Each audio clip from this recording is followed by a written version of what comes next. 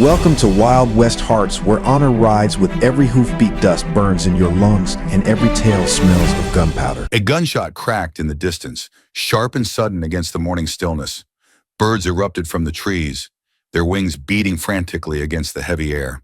Caleb's hand instinctively moved to his empty holster before falling back to his side. Just hunters, probably. Or maybe not. These days, every sound carried threat. The air smelled of wet clay and loss. The river, swollen from last night's storm, carried filth. Uprooted branches, dead fish, slime. The muddy water churned and roiled, breaking against half-submerged rocks with a constant, thunderous roar that seemed to shake the very ground beneath Caleb's worn boots. He stood motionless on the same bank where a year ago the water had swallowed his daughter. The memory cut through him with each breath. The screams, the splash, his desperate lunge into the current. The way her small fingers had slipped through his, just beyond reach. The morning light filtered weakly through a blanket of gray clouds. Wind rustled the cottonwoods that lined the riverbank, their leaves trembling like whispered prayers. But the only sound Caleb truly heard was the river's constant taunt. His hands were empty. Calloused palms that once cradled a child now hung uselessly at his sides.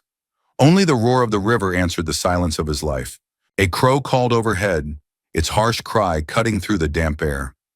Caleb's eyes remained fixed on the churning water. Each day for a year he had come to this spot. Each day he had stood and remembered. Each day he had failed to find peace. Something pale caught his eye, half buried in the mud near his feet. Not a stone. He bent down, his joints protesting with a dull ache. The mud sucked at his fingers as he reached for it, reluctant to give up its prize. A wooden doll, blackened by water, one arm broken off, the very one he had carved for her. The features he had so carefully whittled were now worn smooth by the water's ceaseless motion, but he would know it anywhere. The doll he had carved from pine as she watched, wide-eyed with wonder. The doll that had fallen with her into the water that day. His fist closed around it so hard his knuckles whitened. The wood felt cold and dead against his palm. For a heartbeat, he thought of throwing it back into the current. Let the river have everything. Let it finish what it started. But he couldn't. His fingers refused to release their grip. Rain began to fall, light drops striking his shoulders, beating in his graying beard. The water droplets mingled with something warm on his cheeks. He didn't bother to wipe either away. Then came a crack upstream, not branches breaking in the current. Too heavy, too deliberate, alive. Caleb's head snapped up, the doll still clutched in his fist. 30 yards upstream, something moved along the bank. A dark shape struggled at the river's edge. A body fell onto the bank. A young Apache woman, torn clothing soaked with blood. The crimson stains spread across her buckskin dress, stark against the pale mud. A deep gash bled down her shoulder, the flesh torn and angry. Her raven hair hung in wet ropes around a face contorted with exhaustion and desperation. But what froze Caleb wasn't her wound. She dragged behind her a willow cradle, its woven sides dripping with river water. Empty. Her eyes were wild, fevered, lips cracked and bleeding. She pawed at the dirt, searching for something already gone. Guttural sounds escaped her throat. Not words, but raw expressions of grief that needed no translation. Caleb stood transfixed. He knew without being told. Her tribe slaughtered.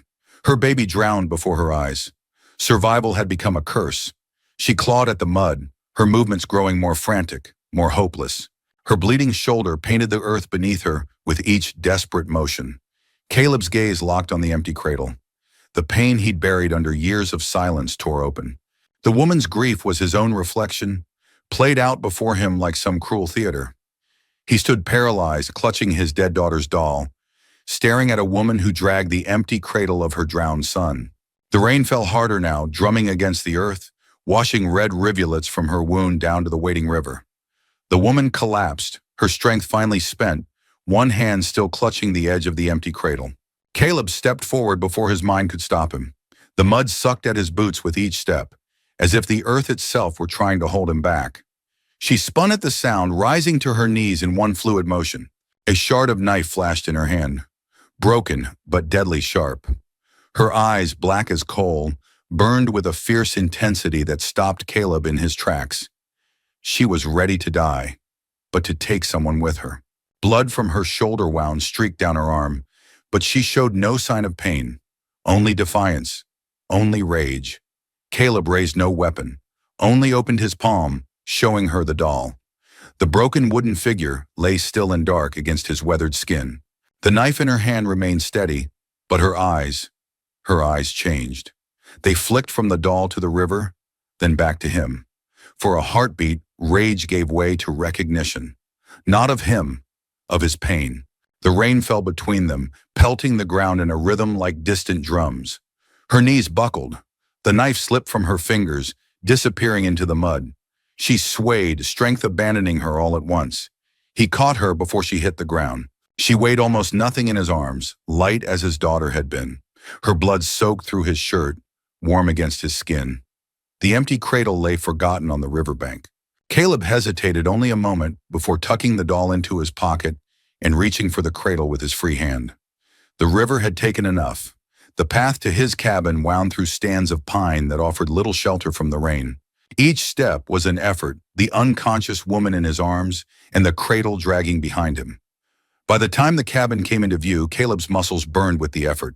The cabin stood alone against the backdrop of dense forest, a single window glowing dully with the remains of the morning fire. Smoke curled from the stone chimney, dispersing quickly in the rain. In his cabin, the air smelled of ash and dust.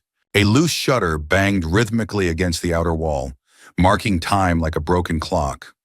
Rain drummed on the roof, sometimes gentle, sometimes furious. Nature's inconsistent percussion. The single room held little. A rough-hewn table, a chair, a bed pushed against the far wall, a rifle rack beside the door. Years of solitude evident in every bare corner. He laid her on his bed, her blood immediately staining the rough cotton sheets. Her breathing came shallow and quick, her eyelids fluttering. Each inhale whistled slightly through her cracked lips. With hands that had forgotten gentleness, he cut away the torn buckskin around her shoulder wound. The gash was deep, but clean. Not a bullet wound. A blade, perhaps, or the sharp edge of rock. The floorboards creaked beneath his feet as he moved around the cabin. Each sound amplified in the tense silence between them. He worked methodically, heating water over the fire, cleaning the wound with a cloth that had once been white. The fire snapped and hissed, casting dancing shadows across the walls. The woman did not wake, but her face contorted with pain as he worked. She stirred when he tied the bandage, eyes snapping open with pure hatred for a white man. Her lips pulled back in a snarl, revealing teeth clenched against pain. She tried to rise, but weakness betrayed her. Any other would have bound her, tied her wrists to prevent her from becoming a threat when strength returned. Caleb didn't. He simply stepped back, giving her space to feel her fear. He carried in the cradle from where he'd left it by the door, placed it against the wall. The woven willow was still damp, river water pooling beneath it on the wooden floor. Then he took his old rifle from the rack. The metal was cool and familiar in his hands. Slowly, carefully, he cleaned it, loaded it, the familiar ritual carried out under her watchful, fever-bright eyes. And he set it down, within her reach, on the small table beside the bed, close enough that she could grasp it with one quick movement. She stared at the weapon, breath ragged. Confusion replaced some of the hatred in her eyes. Caleb turned his back, sat by the fire. The hatred in her eyes was no longer pure. Something else was there. Understanding, perhaps, or simply the calculation of survival. She lay bleeding, a loaded rifle beside her hand, staring at the man who had just given her the power to kill him. The rain continued to fall outside. Inside, only the crackling of the fire broke the silence between them. 3 days passed in silence. Dawn, Caleb in the fields, swinging his hoe, sweat darkening his shirt. Noon, the woman at the window watching him, fingers pressed against the glass. Dusk, the loaded rifle, untouched on the table, gathering dust. Night, moonlight across the floor, the cradle's shadow stretching toward the bed. Midnight, a sound outside, boot on gravel. Her hand slides to the knife beneath her pillow, eyes open but body still. Nothing follows. Dawn again, a bowl of food, empty when he returns. The woman standing over him while he sleeps, studying his face. Her hand hovers near the rifle for a heartbeat, then withdraws. The cabin creaked around them, wood expanding and contracting with the changing temperatures. At night, coyotes called to each other across the distance, their cries almost human in their loneliness. She ate only when he was gone. He would return to find the plate empty, the cup drained. Small victories in a war neither had chosen to fight. The rifle remained where he had placed it, untouched, a test neither had acknowledged. The cradle stood against the wall like a silent witness, gathering dust in the shaft of sunlight that fell through the single window. On the third day she could sit. The fever had broken in the night, leaving her weak but clear-eyed. She watched him return from the field, his shirt dark with sweat, face lined with exhaustion. He slumped onto the porch, unaware of her gaze through the window. The day's final light painted the weathered boards gold. He took out the doll. His thumb traced the smooth face, the place where the arm had broken away. He didn't cry. He just hunched under a weight no one else could see. Inside, the woman touched her bandaged shoulder. The white cloth was clean now, the wound healing. She moved to the window, her steps unsteady but determined. Through the glass, she watched this man who had saved her life, who had given her the means to take his, who sat alone with a broken doll and memories as sharp as knives. That night his scream tore him awake, his daughter's name on his lips. "Sarah!" The cry echoed in the darkness of the cabin, bouncing off the walls before being swallowed by the night. He gasped for breath, heart pounding against his ribs like a trapped animal. Sweat soaked his shirt, cold against his skin. The nightmare still clawed at his mind. Water closing over his head, a small hand slipping from his grasp. In the darkness he saw her silhouette. She stood over him, knife glinting in her hand. His own hunting knife, taken from his belt while he thrashed in the grip of the nightmare. For a moment he thought it was the end. He didn't move to defend himself.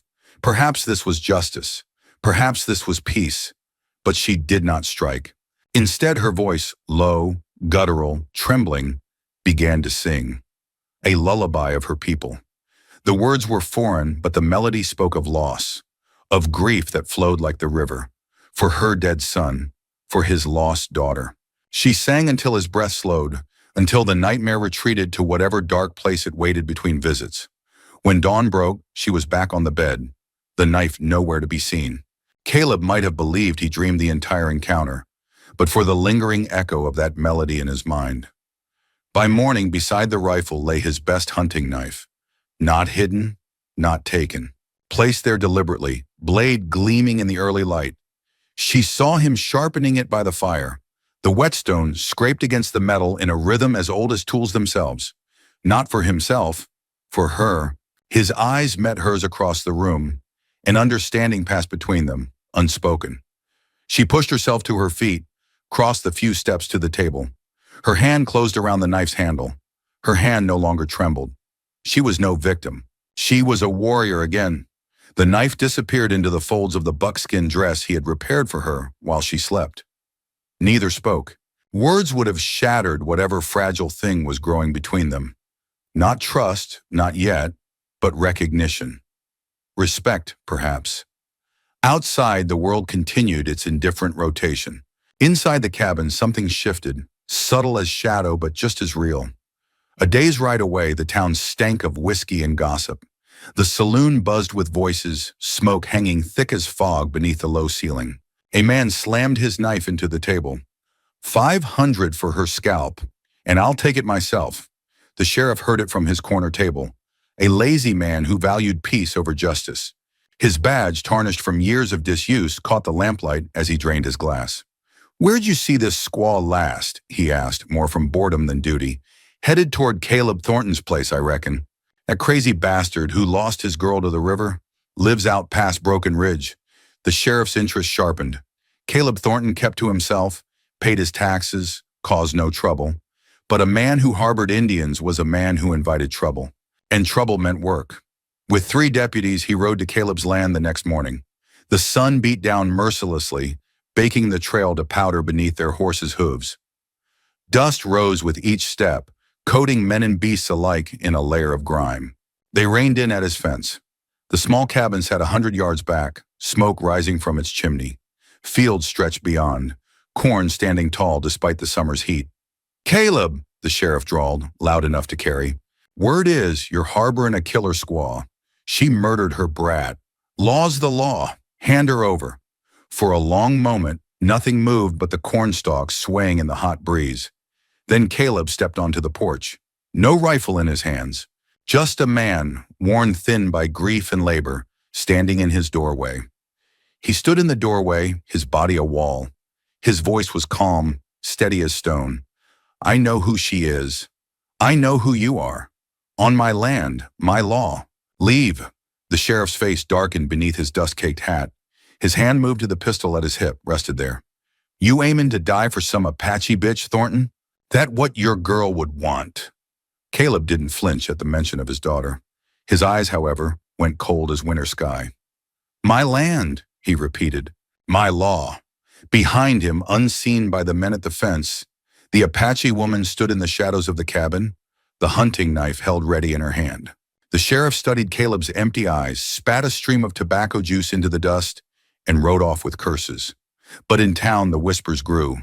Caleb was sheltering the devil's woman, a man who'd lost his child, protecting a woman who'd killed her own.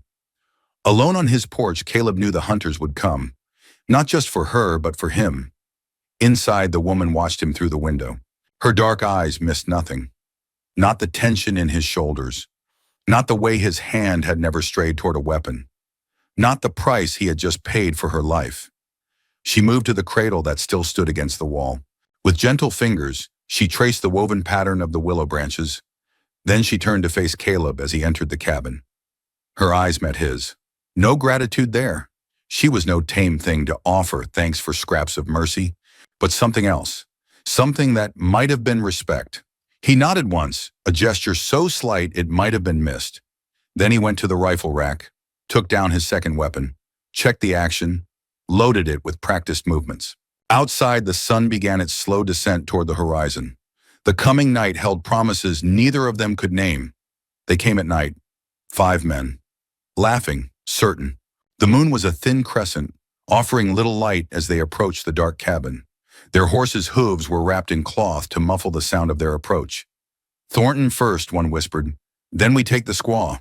$500 for her, dead or alive." They set fire to his barn to flush him out. The dry wood caught quickly, flames leaping toward the star-scattered sky. The fire cast wild shadows across the yard, transformed the familiar landscape into something alien and threatening. But Caleb knew the land better than they ever would.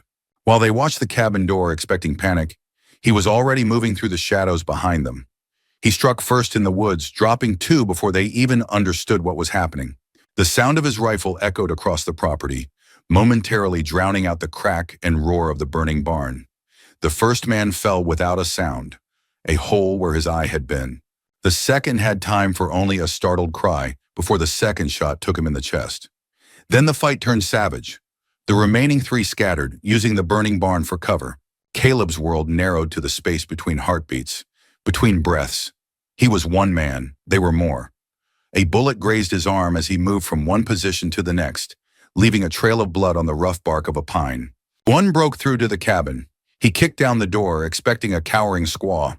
The flimsy wood splintered beneath his boot, the crash lost beneath the roar of the fire consuming the barn.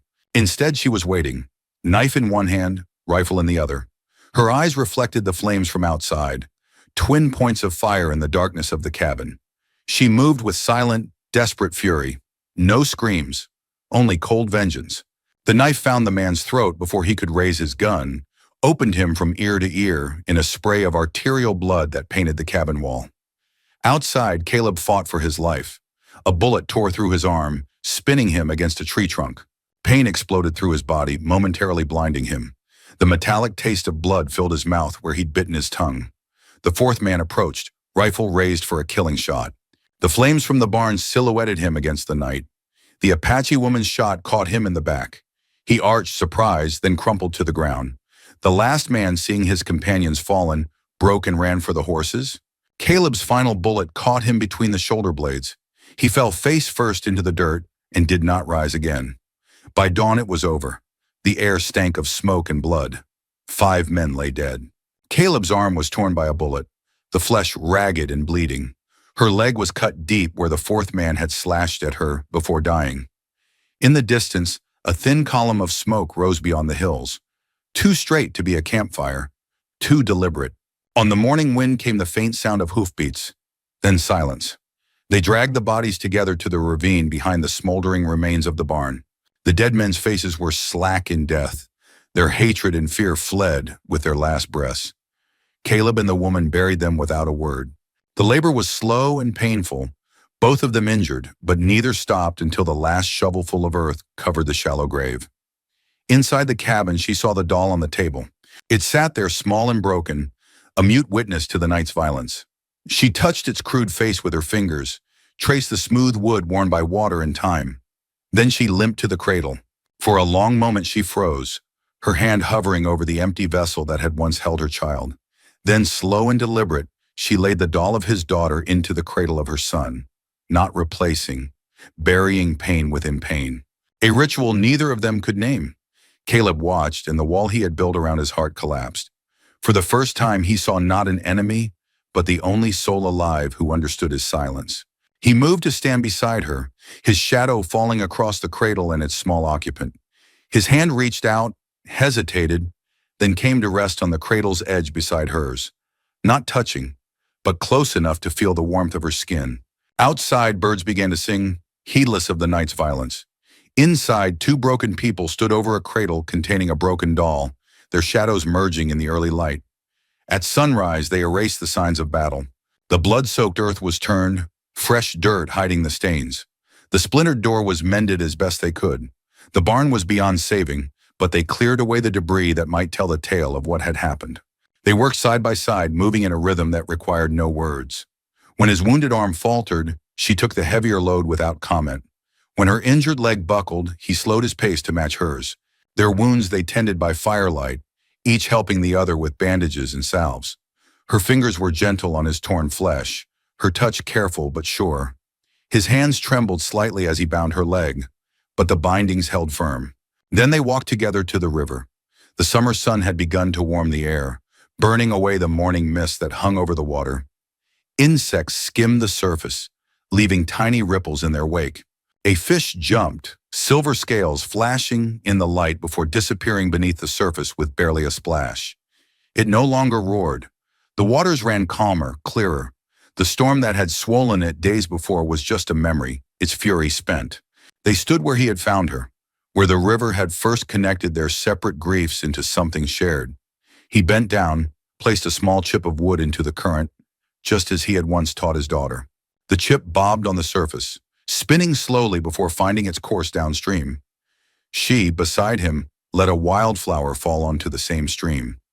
Its petals were blue against the brown water, fragile and perfect. The flower drifted after the chip, caught in the same gentle current. The chip and the flower drifted side by side until the bend swallowed them. They did not touch. They did not speak. They simply stood there together. The sun climbed higher, casting their shadows behind them, away from the river. Birds called from the trees that lined the bank, their songs mingling with the gentle murmur of the water. Caleb's eyes followed the curve of the river to the point where it disappeared around the bend. Somewhere beyond that bend lay the past, all they had lost, all that had been taken from them. He felt her gaze on him, steady and questioning, her face half in shadow, half in light. In her eyes, a question neither could voice aloud. A cloud passed over the sun, momentarily darkening the land.